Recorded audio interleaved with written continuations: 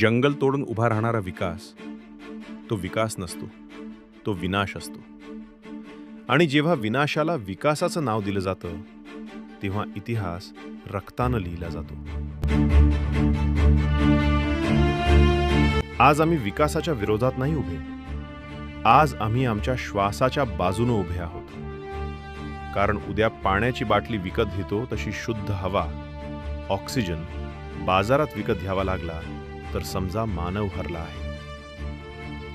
पालघर हे फक्त जमिनीचं नाव नाही, हा इथल्या जंगलांचा श्वास आहे, समुद्राच्या लाटांमधली संस्कृती आहे आणि पिढ्यानपिढ्या जपलेली आदिवासी ओळख आहे.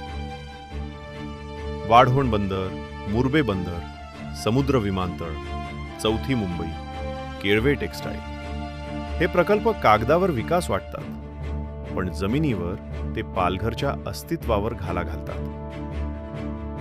ज्या जमिनीत आमच्या पूर्वजांचे पाय रोवले गेले त्या जमिनीवर आज बुलडोझर चालतोय. ज्या समुद्रावर मच्छीमारांनी देवाला साकडं घातलं तोच समुद्र आज प्रकल्पांच्या नावाखाली विकला जातो. हा लढा केवळ जमिनीचा नाही, हा लढा संस्कृतीचा आहे, समुद्रावरच्या हक्काचा आहे आणि पुढच्या पिढ्यांच्या श्वासाचा आहे. जोपर्यंत हे विनाशकारी प्रकल्प रद्द होत नाहीत तोपर्यंत हा एल्गार थांबणार नाही. हजारो शेतकरी, आदिवासी, मच्छीमार एकत्र उभे राहून सांगत आहेत, आमचा विरोध विकासाला नाही, आमचा विरोध विनाशाला आहे.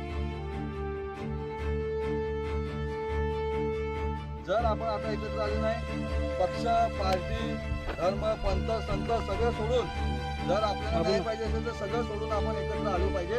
नाहीतर याची शेती जाते मी कशाला जाऊ, याचं घर जाते माझं असं केलं तर आपण सगळे बरबाद होणार आहे.